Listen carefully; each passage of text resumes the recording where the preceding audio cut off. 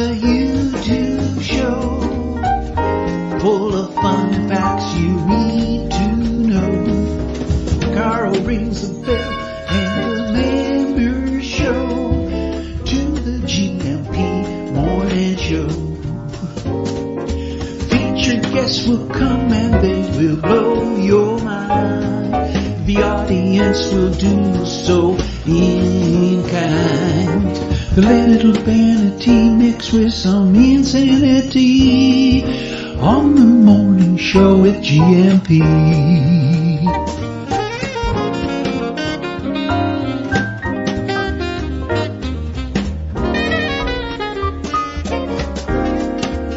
Hey, Gumpers.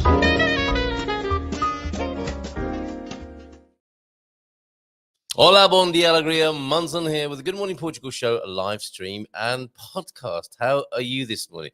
Yeah, in case you missed it, how were you going at the weekend? Yeah, how was your weekend? And did you try any Portuguese? I think this was Colleen who posted this up over the weekend when they have repeated themselves 3 times, but you still don't understand.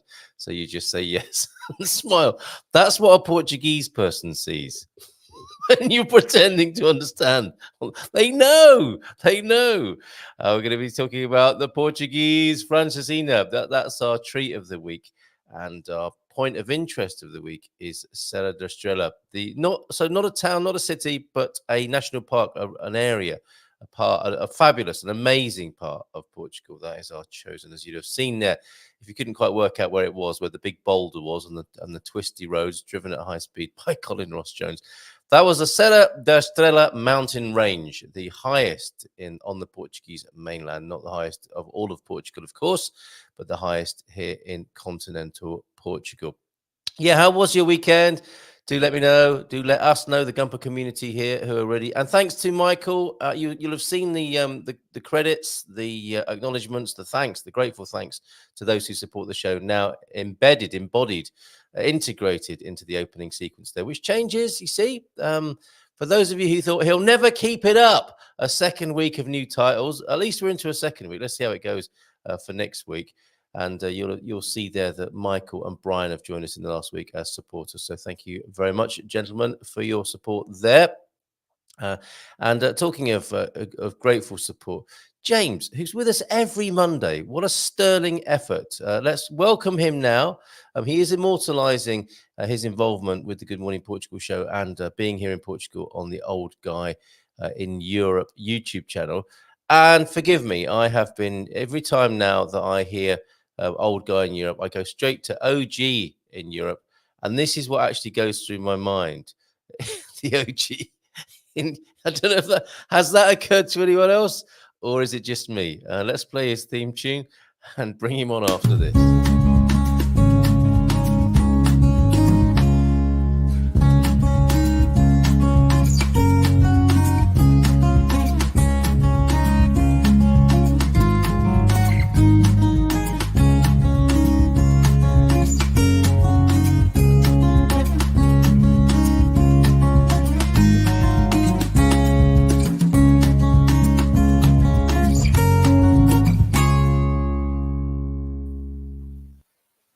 Bing.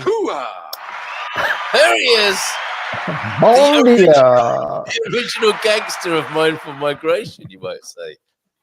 It's funny because I use the initials OGIE when I'm putting all my stuff in my files for Old Guy in Europe. And if you were to read it, it would sound OG or Ogie. Exactly. There's no escape. Look, Deagle's in, Byrandy's in, Jackie. And Michael and Karen. I hope you had a very happy birthday over the weekend, Michael. James, we don't wish people happy birthday in advance here in Portugal, do we? So this is the time we do it.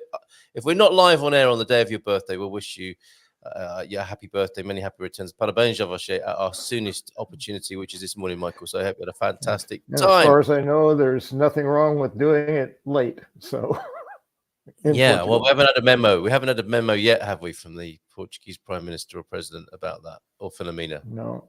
Or Nuno? No. Okay, so we'll go with that. Yeah.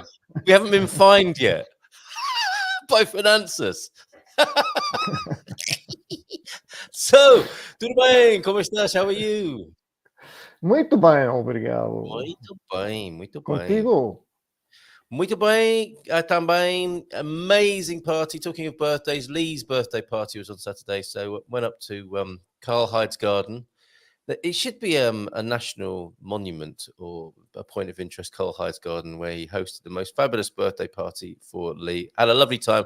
Saw a few of those man cave reprobates. Most of them, in fact, had my photograph taken with them. It was really, really lovely do. So well done, Carl, and thanks, Lee, for having a birthday.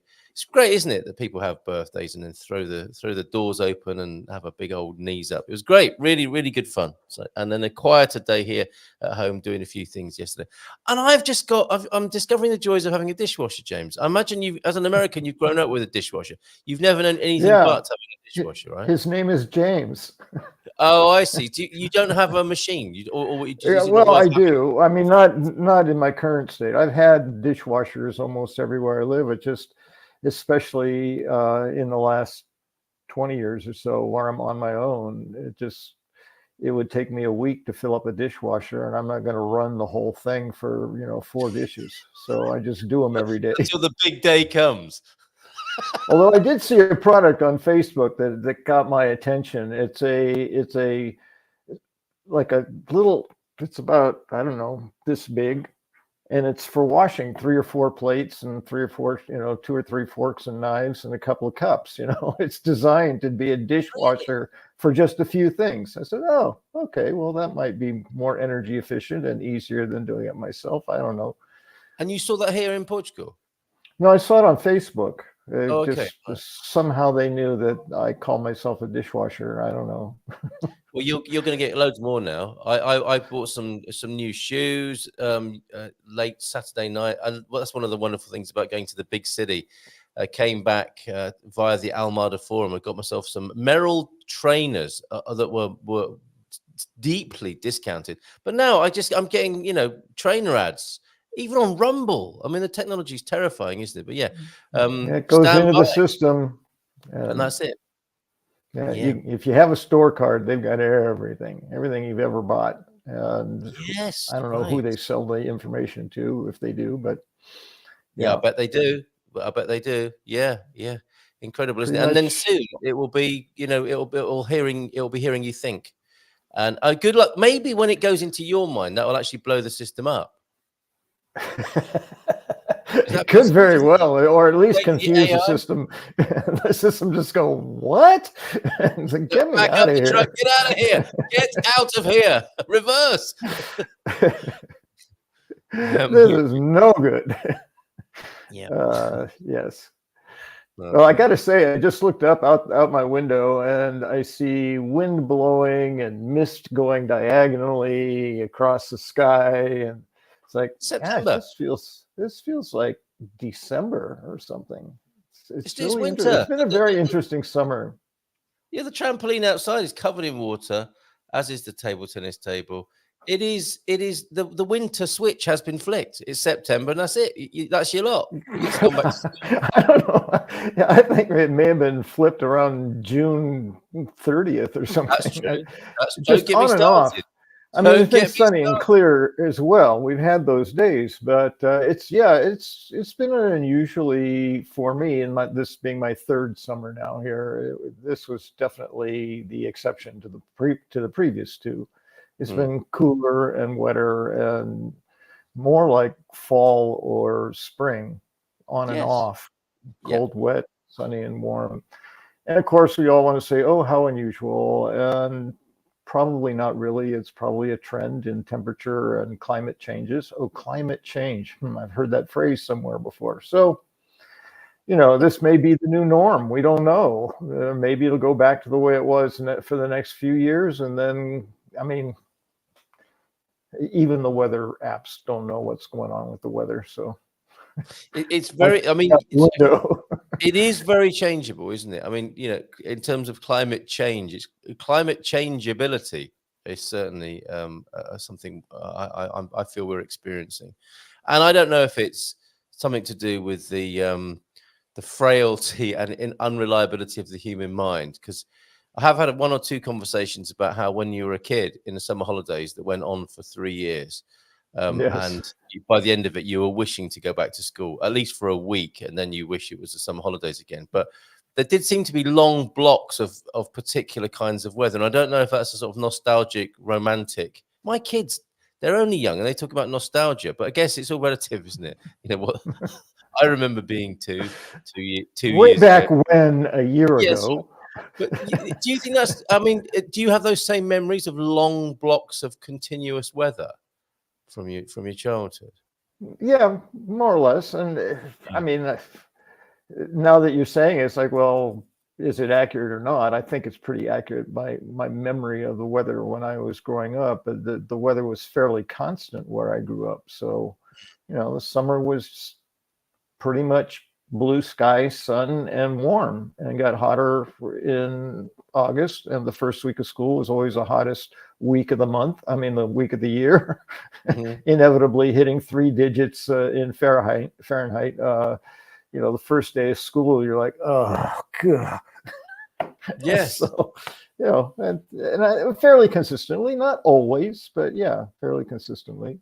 I have no idea how it's been, obviously, over the last 3 years. So interesting. And the only relief you would get as a kid, presumably, is when you ran through the DDT spray to cool down.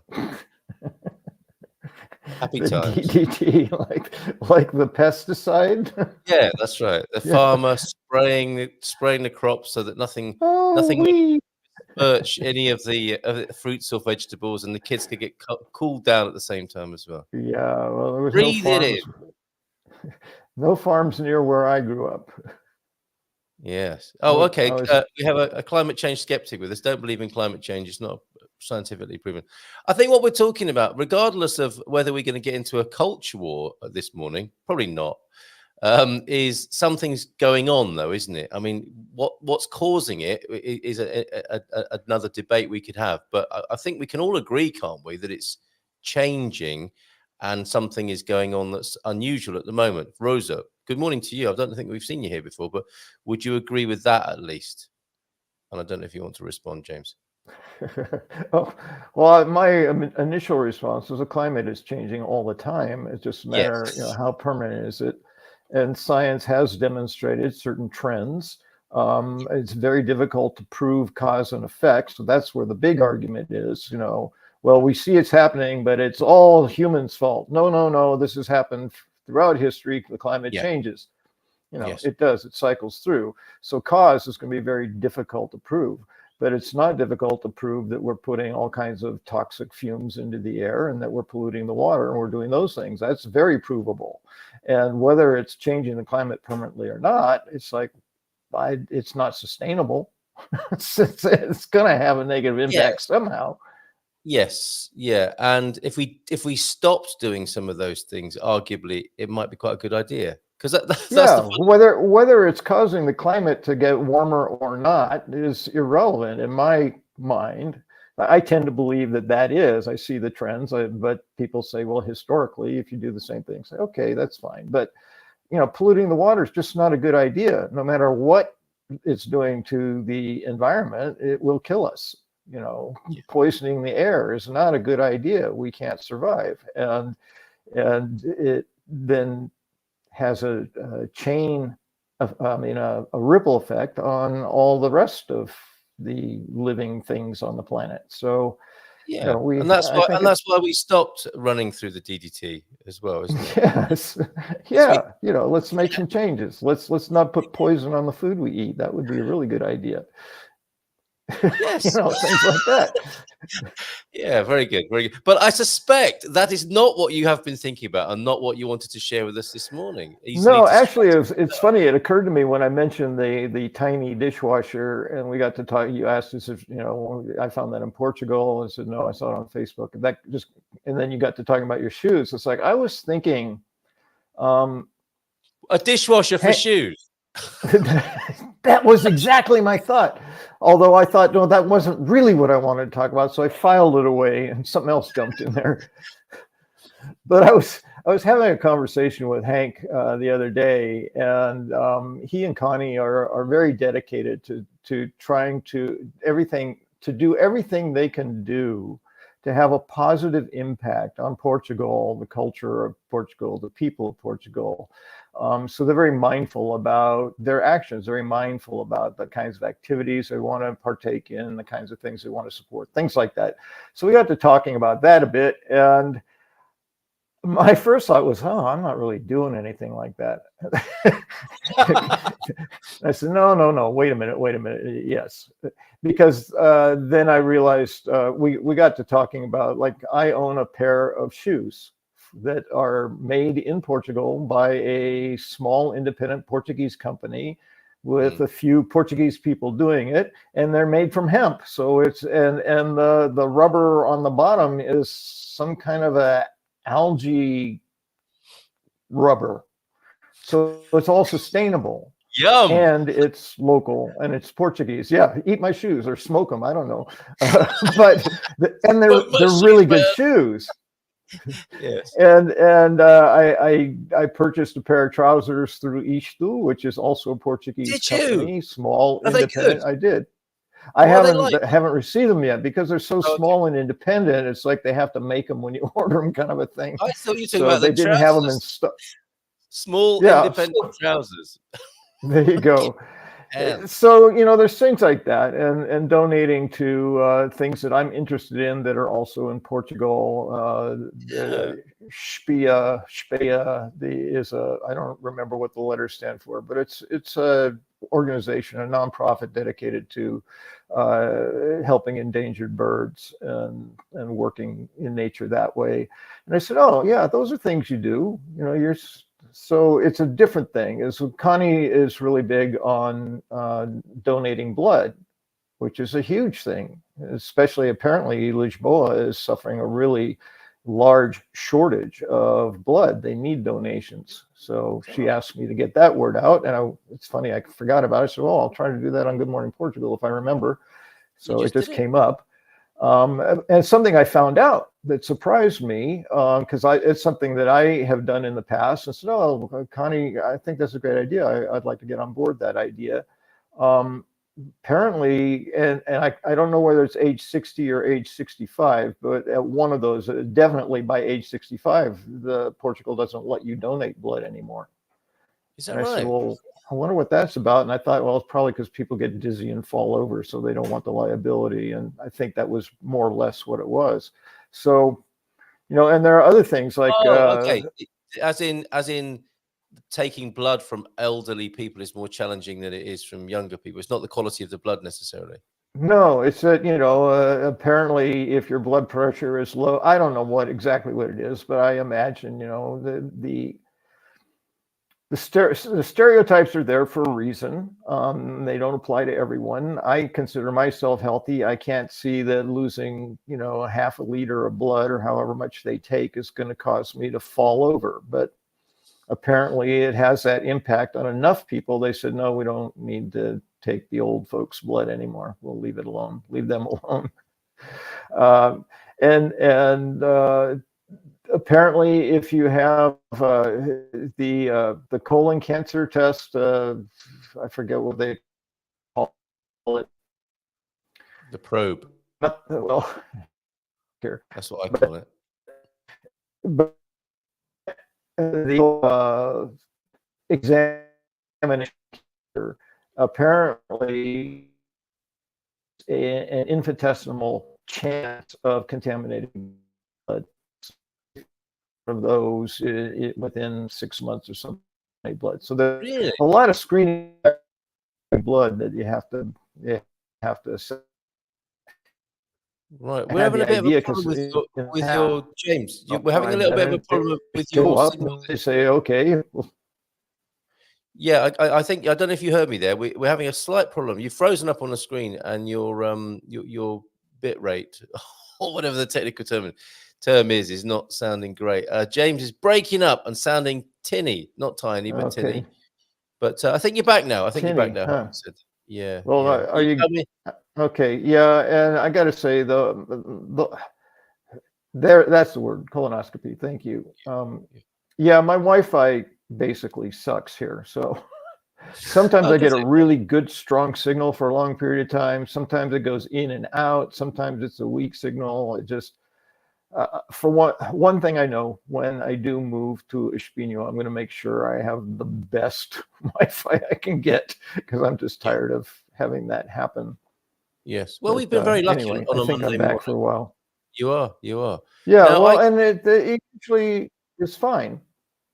Yes. Yeah. Yeah. Now you. Except since you said that, it's gone again. But go on, carry on. I don't know where we were going with this. We disappeared into the anal cavity of medicine for a moment. Well, what I said was there's a very, very small chance that it can contaminate the blood. So they require a time period, I think, of 6 months or 3 months after a colonoscopy before they will let you donate blood again. Good heavens. Right. Yeah. Okay. Didn't know that. And back in the day, as they say, I used to just go in, sit in a chair, they'd punch me, take my blood, and off I'd go. You know, it's like, Did you get a cup of tea and a biscuit? In the British tradition, they offered it, yeah, but yeah, okay. typically I didn't need it. And they say, well, you know, sit here for a while, you know, because you can feel dizzy. I never felt dizzy. I never felt weak.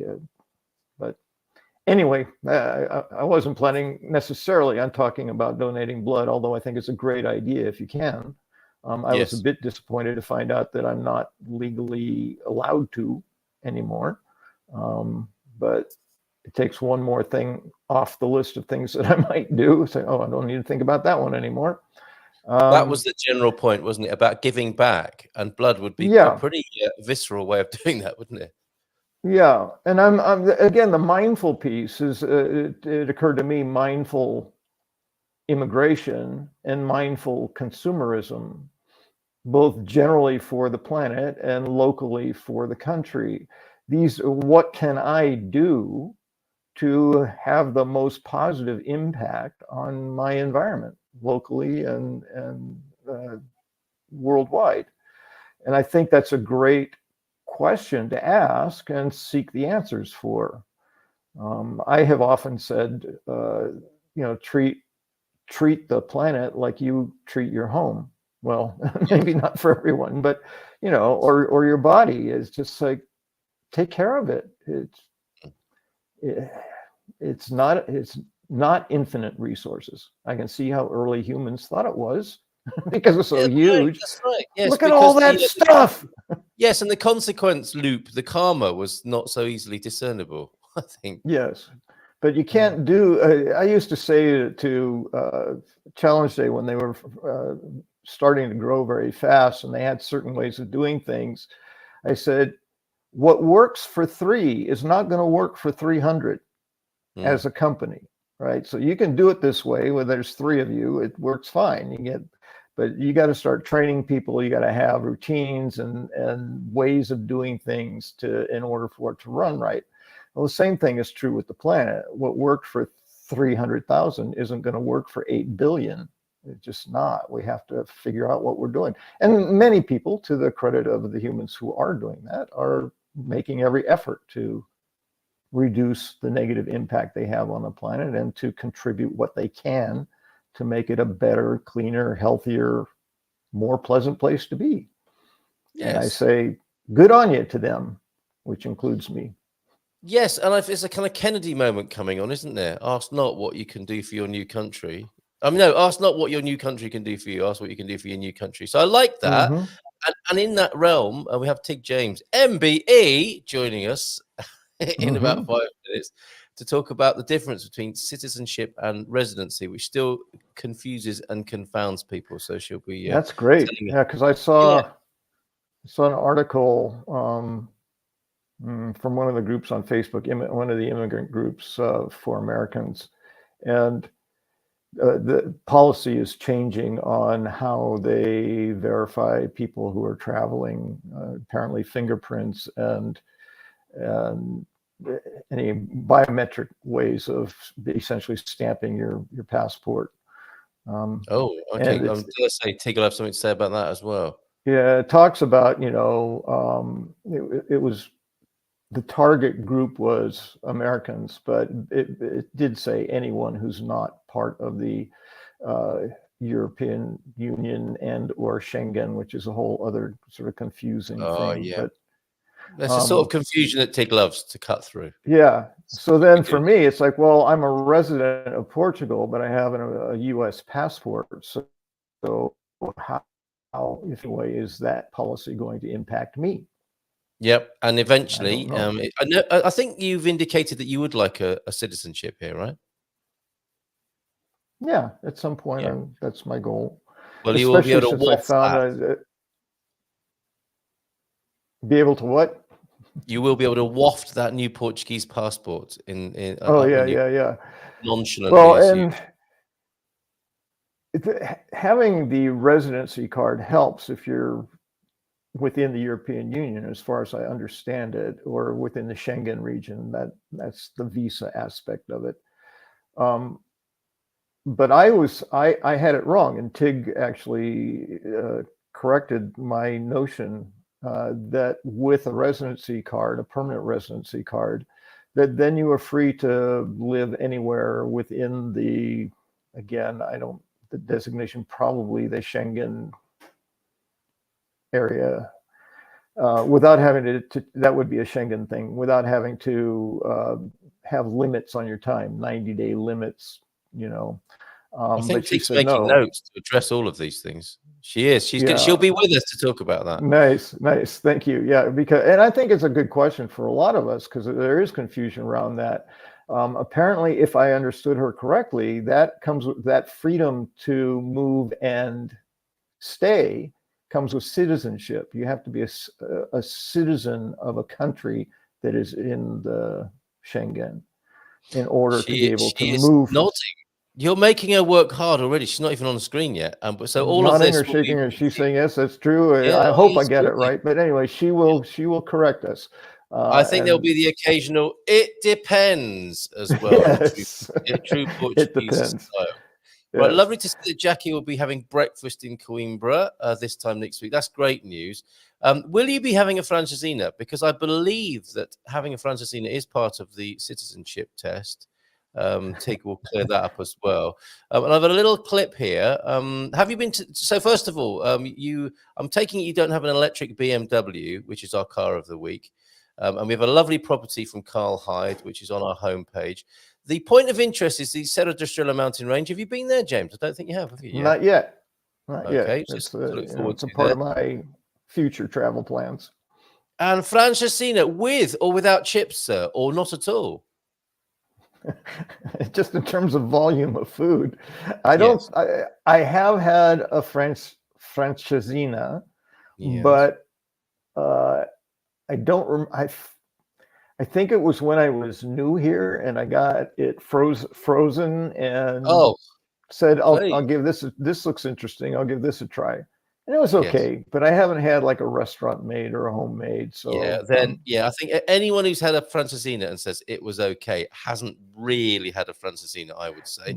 But the size of it alone is a minimum of 2 meals for me, so I don't need anything more. You want to be taking half of it home and having it later on or the day after. Here's Frank and I with chips, or it's like I don't need any more food. Well, that's enough. Frank, I think, likes it with the chips. This is us talking about it in 1958 on the old Good Morning Portugal show. Maybe a nice boxed red would be nice with this one. But other than that, I wouldn't mess with it. I would just drink a nice cold beer with this and just make love to this sandwich. This is a beautiful sandwich. Which is actually, I should point out, is probably against the law in a public place. It doesn't mean that literally, anybody. That's not a serving suggestion that I would put my name behind. I guess two sandwiches. that's breakfast right there. This is John in France saying this, and I think it has knocked the croque monsieur, Mr. Crunch, as I think he called it. That made me giggle. This has knocked Mr. Crunch into a cocked hat. I mean, seriously. Just cheese and ham in a sandwich. That's so basic and unsophisticated, isn't it, for the French? When you could have something like this. Yeah, but the thing is, the French get away with it because they call it croque monsieur. Croque monsieur. Frank, what's happened to him? Yes, much more than cheese and ham in there. The big question now is, can Tig James, MBE, follow a Francesina? Let's find out. We'll give her a nice big round of applause. Can she? Morning, Tig. Bon dia, Tig. Bon It's dia, like tudo God, bem. waiting to happen. That does, doesn't it? It is probably worthwhile having paramedics on speed dial whenever Francis With Frank, it's a good time waiting to happen. Just boxed wine, and get your cholesterol tablets ready as well, eh? everything, all of it, diabetes, the whole lot. Get your, you know, the little pill pack which has got the neatly portioned medications that needs to be standing by, probably for such an occasion. So that's our treat of the week. Are you a fan of it, Tig?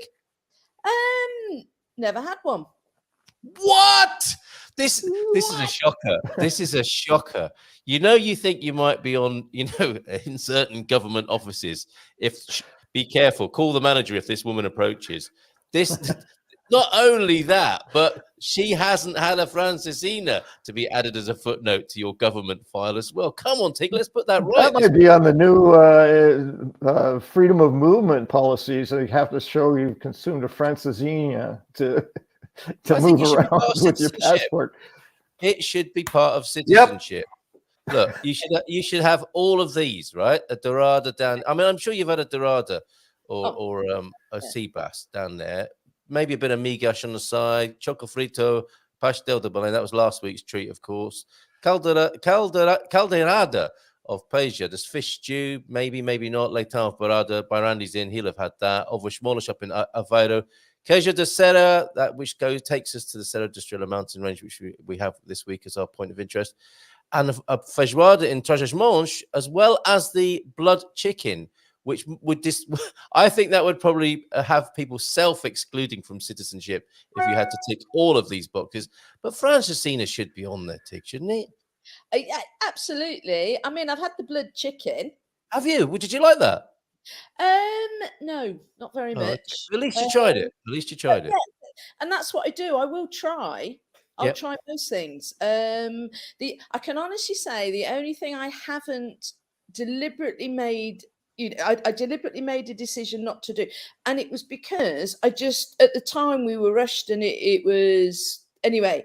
But I was actually in a French service station on a motorway, and it was sheep's brain, and it was actually in the dome shape. It wasn't even cut up, and I was asked if I wanted it, and I looked and I thought, I'll try it another time, not today. But they could have at least made it a pate, couldn't they? And it wouldn't have been difficult, I don't suppose, either. Just take a fork to it. But I've eaten snake, alligator, ostrich. Yeah, I'll give anything a go. I mean, you don't know till you try, do you? You know, with food. Exactly. And it's dividing the Gumpers this morning. I can't, sorry, really way too much even to see it. I'm sure there's an amuse-bouche little tasting version of the Francisina, or just take a little bit from a friend. But it's very important to have tried that thing. And it's like I know I'm going out, I take a to-go box.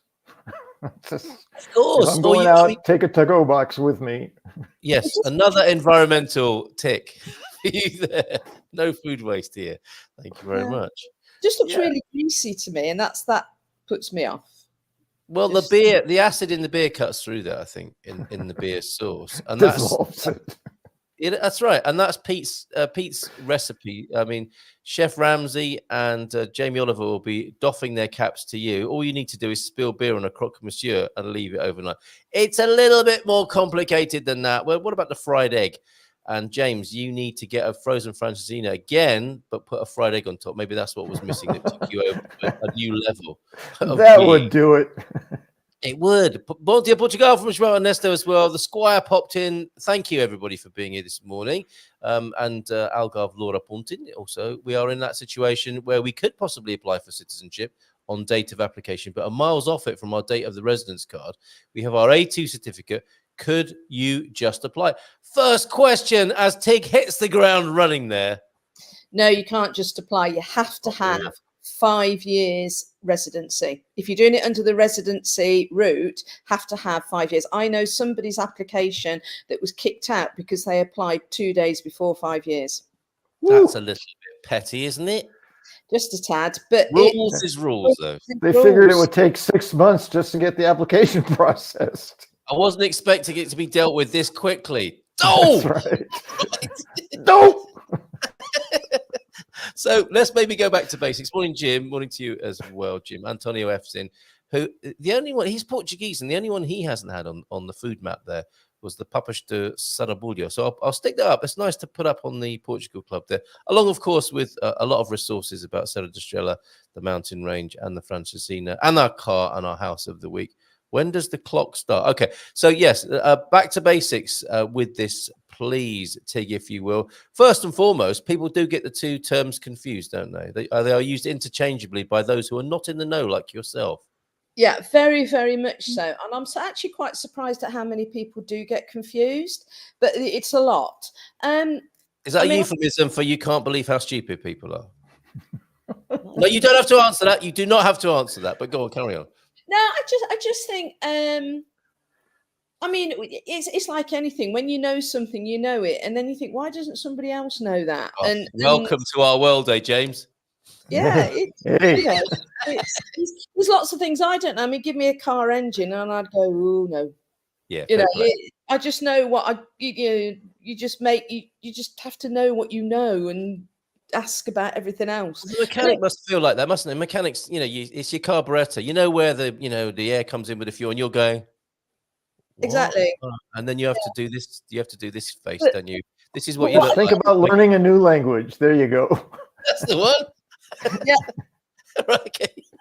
I mean, I do try and explain it in different ways if people don't get it. You do, of course you try, but yeah, going back to residency and citizenship, I mean, basically it was like I said to you, wasn't it, last time, James, if an American moves to Canada, it's an American citizen with American citizenship moving to Canada and having Canadian residency. They reside in Canada. Doesn't make them a Canadian citizen. And it's the same here, isn't it? Brits moving to Portugal, they will get residency in Portugal, but have British citizenship. We will test our knowledge now. So part I understood. It was the more the freedom of movement and permanency of moves that confused me within Europe. It's like I thought I could do that as a resident, but apparently, if I understood correctly, I have to be a citizen in order to do that. Yeah, absolutely. Let's go back to what were you going to say, Carl, about testing just testing it so that James and I can demonstrate our intelligence here. Or lack of. I'll do this on our behalf, James. Okay, Waldorf and Statler of the Good Morning Portugal show on a Monday morning. I am a British citizen who is a Portuguese resident, and James is an American citizen who is a Portuguese resident. Yeah, absolutely. Hooah! So, but going back to what somebody was saying, that it is 5 years. It's 5 years from your first day of residency. Oh. And that's how you prove it. That I understood, yep. Yeah. All right. What's up? Residency card permit is a card. Anyway, I couldn't quite understand that. But no, Laura, please explain. So residency card permit is a card. It allows you to get the Portuguese. I don't understand the first bit, but there you go. So the problem with citizenship at the moment is I have heard that in some offices it is now taking 4 years from date of application. Okay, it'll be 9 years the whole process on a good day. On a good day at the moment, and you can't apply early. Nope. You have to have 5 years, and I mean I understand that, and it may be a bit of their way of. No, because the thing is on the date of actual application and to get citizenship, you have to live here. Yes. Yeah. You have to be a resident. Well, that seems fair. So if you did it in 6 months' time, are you going to be still living here in 6 months' time? Yes. Who knows? So I understand it. It's at least there's a reason I can see for this. You were saying about freedom of movement with residency. Absolutely not. Absolutely not. You only have freedom of movement in the EU country you are a resident in. So for you, it's Portugal. You can come and go as you please because you have residency. Obviously, as long as you fill residency conditions of being here for more than 6 months of a year, et cetera, yes, you can do that. It's freedom of movement only comes if you are an EU citizen. Yes. Okay. And that's Not why, residency. for example, Pam here, having perhaps, I'm not saying this is you, Pam, but somebody in your situation who didn't like the idea of not being an EU citizen anymore post Brexit could become a Portuguese resident, ultimately apply for Portuguese citizenship, and thereby become an EU citizen again and have free movement within Europe. Absolutely. Okay. Okay. So As an EU citizen, say you French, German, Portuguese, Italian, and whatever. Of course, being an EU citizen, you automatically get your freedom of movement back, and that was why I went for Portuguese citizenship. I was so cross; I'd had my EU citizenship taken off me. yeah. And I mean, no, you don't need a Portuguese passport to travel around the EU Schengen area. You don't. If you've got Portuguese citizenship, you just need your citizen's card. Oh, very Yeah, good. this is, and I have to add, because this has come up before as well, and it goes to, it depends. It depends on who's looking at you. Apparently, Connie has traveled within Europe with her residency card, and they have asked her for her passport and refused her to move around without it. And I know, Tig, you're saying that's not legal, but that happens. James, not what I said. You said you cannot have freedom of movement with a residency card. So I couldn't go to France with just my residency card. No, because your as a resident of Portugal. No, your residency card, all it is a document to say that you reside in Portugal. It is not a travel document. You are going across country borders, so you have to have your travel document, which is a passport. Yeah, the terminology is what not just the terminology, but like when you said freedom of movement, I don't really know what that means. Does that mean I can come and go, or does that mean I can go and stay? I don't know what that means. Freedom of movement. If you are not an EU citizen, which you're not, then you can only go into the whole of the Schengen area for 90 days out of 180. And if you look at it backwards, you can see it, but you can't. Your residency card is not a travel document at all. It's just a document to say you live in Portugal. So you need your passport, a passport to travel around. But the whole of the Schengen, it's not per country. The Schengen area, you only can stay 90 days out of 180, and the only way you can travel around it is with a passport if you're not an EU citizen. May I add here, Tig, that you'd be pretty foolish to travel without all your passports, right? You need options. Very foolish. It is your residency card. Yes, I know that you can you can fly because of freedom of movement, but the thing is the bottom line is you're going over country borders as a third country national. You need your travel document, which is a passport.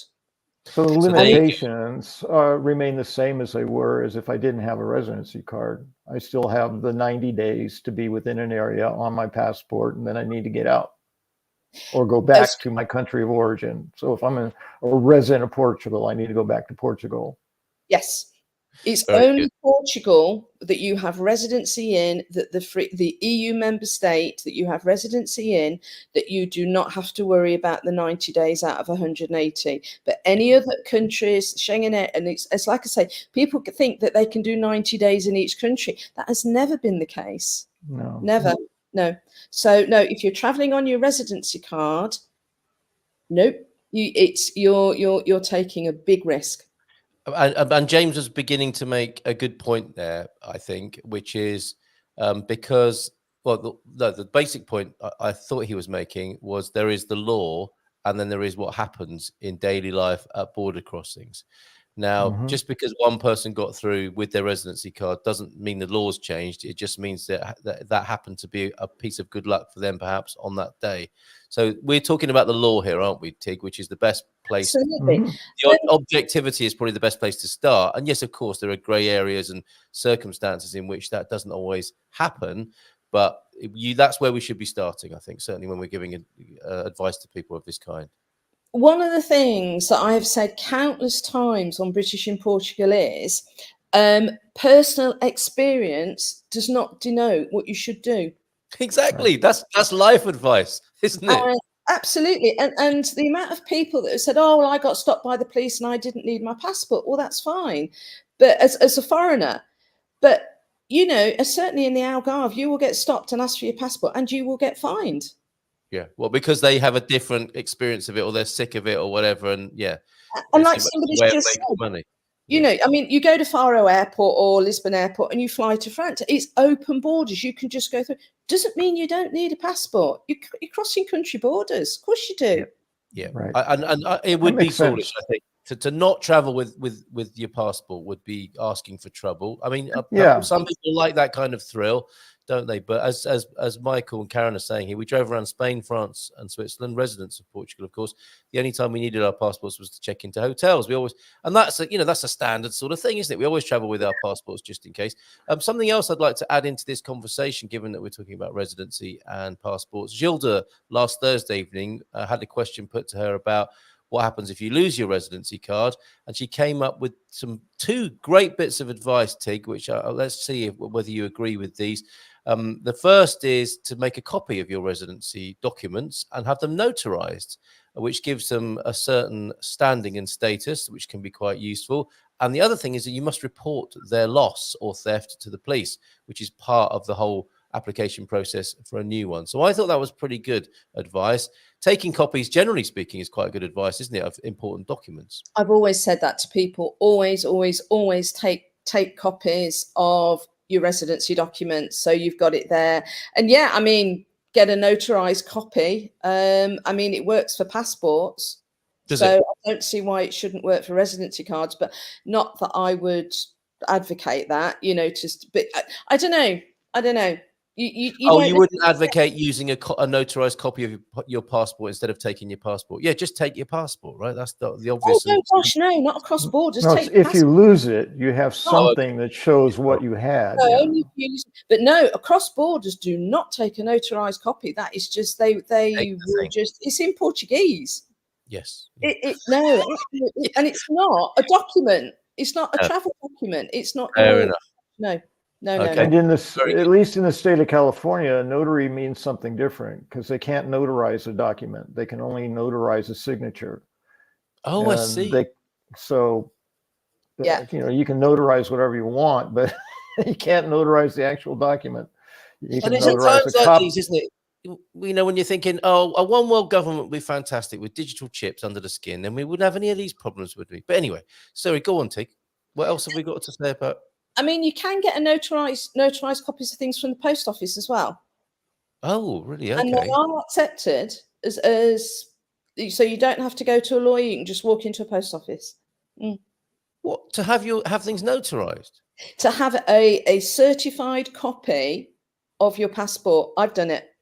And so how does that work? Is that because they've got a very good photocopy and a rubber stamp which says we did it here at the post office? The only thing I can think of is that they are sort of, you know, they've been legitimized as an institution where the copies are accepted. But yeah, you can just walk in a post office and get it done. Very good. Pam's right, though, isn't she? A residency card is much more convenient to carry than a notarized copy. But you can always tell Portuguese people at the airport, they're the ones with the extra filing cabinet as hand luggage that sometimes can fit above the seats, sometimes has to go in the hold if it's if you're really old and you've got lots of photocopies. Go on, James. The advice I got early on when I first traveled out of the country was to have a copy in your suitcase or somewhere where it was available, in the event that you lose the document. That's the only reason you need it, is if you don't have the actual document for some reason. Otherwise, it's just extra baggage, but it's insurance. It's like, oh, if I lose my passport, I'm really going to be in bad shape. So if I have a copy of it, especially one that's registered or something, then that will be helpful. Yep, in a different part of your person. Yes, this is great. So I recently purchased a house here with just my residency card. Both solicitors said it was perfectly legal, and that's great. Says Aviva, good morning to you. That I can get a certified copy of my passport and residency card at the post office. I'll do that this week. Great advice, Tig. What else have you got for us then on this distinction between the residency and the citizenship? I just want to make sure, is that clear now, James, between residency again, residency and citizenship has been very clear to me from the start. It really had to do with this, and the the clarification of freedom of movement, like I understand now moving from country to moving around from country to country, I'm basically just exchanging exchanging the US for Portugal in terms of that now. I can go to different countries in Europe, but I without a visa, but I have to come in and out of Portugal to do that. And I still need my passport, I think, as I understand it. So to simplify it, in my mind, it says nothing is different than it was when I was in the United States, except that now I am a resident of Portugal, not a resident and you're of the still US. restricted to the 90 out of 180 days in the rest of the EU. Yeah, that's right. So I think a lot of the confusion goes to what changes, and the answer is nothing except your residence, the country where you reside. That's the only thing that changes. So all that confusion about how is it different for me is it's not, except that now you're a resident of Portugal instead of a resident of the country you came from originally. Very good. And so let's move on. That simplifies it a lot for me. I understand it completely with that. Excellent. And we'll move on to the moment, the great moment of trading up from residency to citizenship, and make sure we've answered all those questions. However, Pam, this sounds like one of those scenes from a Georgian sort of situation where somebody takes off their glove and strikes James around the face and says, "You, sir, do not have the freedom of movement within the EU." I don't know why Pam's saying that, but I guess that's just a further clarification of that situation, isn't it? It just sounds so formal and slightly threatening there, which I'm sure is not what Pam meant. She also adds, you don't need to come in and out of Portugal. You can travel through various countries up to the 90 days limit. Is that right, Tig? That wasn't what James was saying, though, was it? James was saying that it's his place of residency. Yeah. He wasn't saying that he needs to come in and out. He was saying that he can only be in and his place of residence is like the US. He's just in Portugal, and then the only place I can stay permanently, as long as I have residency, is Portugal. Otherwise, all the rules that I had on me as from the US or any other country apply when it comes to traveling through Europe. I can only stay up to 90 days, and I have to have out of 180, and all those other rules are exactly the same. I knew that really, Pam. I just thought it was very funny how you said that. And this then applies to Schengen and the EU 90 days being about the block of the EU, not a particular country, right, Tig? Yeah. And that is a big mistake that lots of people are still making. That, I can spend 90 days in Spain, 90 days in Germany. Absolutely not. I don't know where they've got that from. It's because it's never been the case. Wishful thinking. It may come from the confusion of just EU and Schengen. That one still confuses me a little bit. Yes. I think it's the crossing of borders. They think that if they cross a country border, then they can. What confuses you, James? Sorry. Just, I think I've got the understanding correctly, but I'm bringing it up because I know virtually anyone I've ever talked to about it who isn't an expert gets confused, and that's the distinction between Schengen and EU. And my understanding is EU means that country is part of a nation state called the European Union, but that doesn't have to do with as you said, travel documentation, the control of visas and the requirements for how people can stay within a given country. That is a Schengen designation. Do I have that more or less correct? More or less correct, yeah. It's just certain countries aren't actually in the EU as such. They're in the Schengen area, and just different. They're not solely sort of, to very simplify it, very very much so. Is they're not fully integrated into the EU with everything. It's best to Google it, to be honest, and just have a look. Yeah. Well, it came up because I traveled to Ireland, and then all this confusion. Well, is Ireland EU and not Schengen, or Schengen and not EU, and how does that impact? And I had to go through exactly the same thing as if I had just come directly from the United States, because they are EU, but they're not Schengen, so they require the visa requirements are different. I believe Switzerland is an example of a country that's not part of the EU, but is in the Schengen area. Yeah. This is for countries who don't want to be part of the EU, but want not fully integrated. Not fully integrated. You needed isn't Ireland part of Schengen? No. Isn't it? No. See, this is the same confusion that I ran into. It's like, what? It's so you can't, if it's not part of Schengen, then you can't get a Schengen area visa. Right. But yeah, anyway, that's Right, we've only got a few minutes to go. Yeah, we've got a few questions about Albania is not in the EU, but is possibly Schengen as well. And Ubi's got beef about not being able to find corned beef, but we can't go into that right now. Switzerland is in the EU and not in the Schengen. Oh, okay, but you get the gist. Some are in and some are out. Now let's go to these specific citizenship questions, and then we will also do a God Squad tip of the day before we go with a spring in our step. I thought your 5 years starts from the date you applied for your visa. The new law, was that recently passed then, or was Mike working under apprehension? I don't know, but it's I don't know. Probably. Okay. Well, I honestly don't know, but I can't see that it would be the date of application because you're not resident on that date in the country. Exactly, and you haven't begun your journey here, really, have you? No, you're not a resident. I can't see that, but I don't know because that's not what I deal with. I don't deal with visas in that respect at all. Okay, so let's work on the basis that it's from the start of your residency. Yeah. If citizenship can take, thanks Frank for this question. Good morning to you. Up to 4 years after 5 years expire on your residency visa, how do you extend your stay in the country for the time it requires to become a citizen? That's an interesting question, isn't it? So James, if James has stayed here but hasn't accrued enough time to be here to become a citizen, how do you extend your stay? Do you just keep extending your residency? Just remain a resident. Yeah, you just remain a resident. You renew it, or I don't know what happens at the 5 year mark. I don't know. We get permanent. Well, not many of us do because we haven't got there yet, have we? You just keep renewing basically on a residency basis, and you don't go for citizenship. Is basically, let's just say remain a resident. Remain a resident, Frank, and keep renewing as a resident until you have got the amount of time you need. Go on, Tig. I'm still not quite sure about what the question is on that one actually.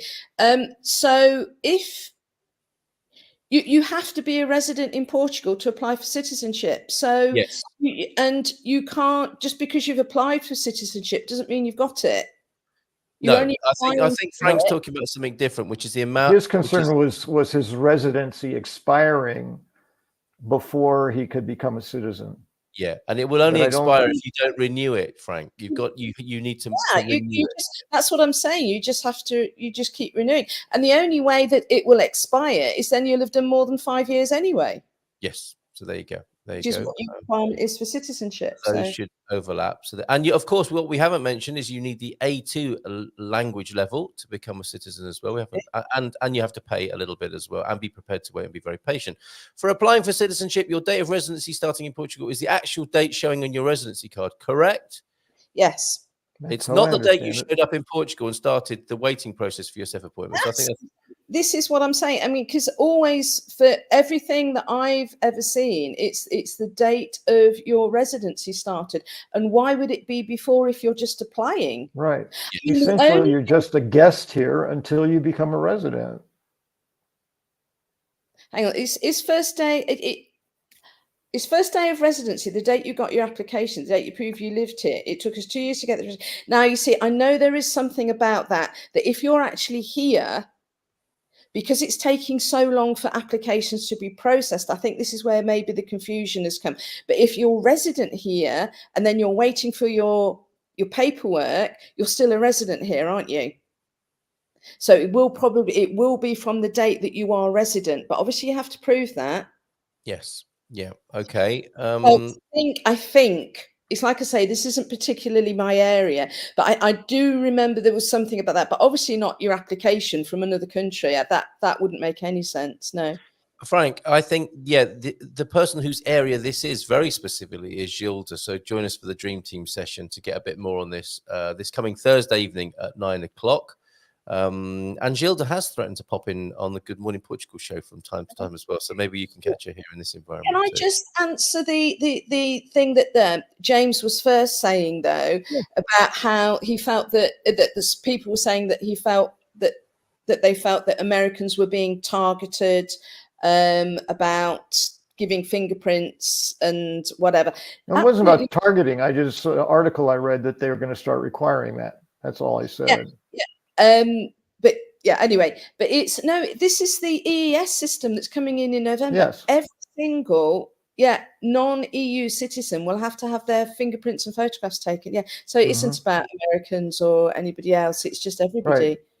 I think I said that, but it wasn't very clear. So yeah, that's how I understood it. Yeah. It's a nice little acronym as well, isn't it? This new system for coming in and out of the Schengen /EU block. Another reason why a lot of Brits are upset, right? Oh, now we've left, we've got to pay to get back in again, even to go on holiday. That's the next outrage you can expect to see on the front of the Daily Mail soon. Tig, thank you very much. Is there anything else you want to add before we do go this morning? I'd like to just squeeze in a God Squad tip of the day, if I may. Okay. No, not particularly. Okay. No. And are you settling in nicely into your new home? I am. I've been here a whole 8 weeks now. Oh, that's flying by then, isn't it? Very nice. Really enjoying it. Me and James will get our dinner jackets from the dry cleaners to come to the house warming party. So bon dia, Gumpers. Bem-vindo a uma nova semana. Early start this morning as daughter has an inset day, but the children don't begin school until tomorrow. Ah, yes, that happens, doesn't it?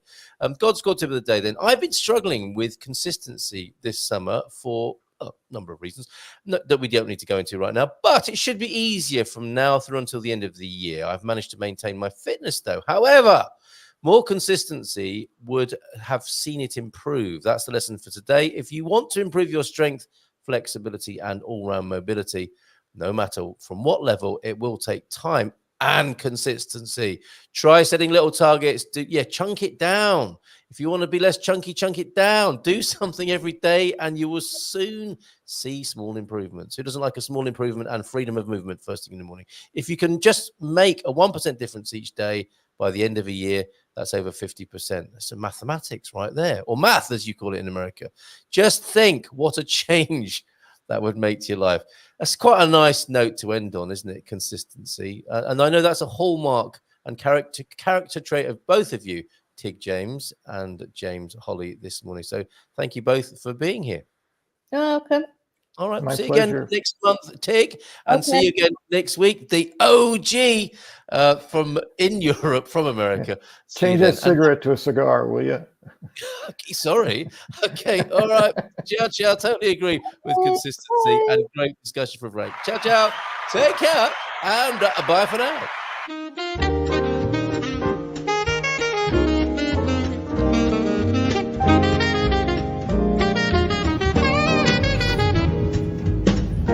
Portugal, there's a YouTube show full of fun facts you need to know. Carl rings the bell and the members show to the GMP morning show.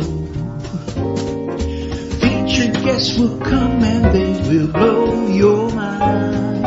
The audience will do so in kind. A little vanity mixed with some insanity on the morning show with GMP.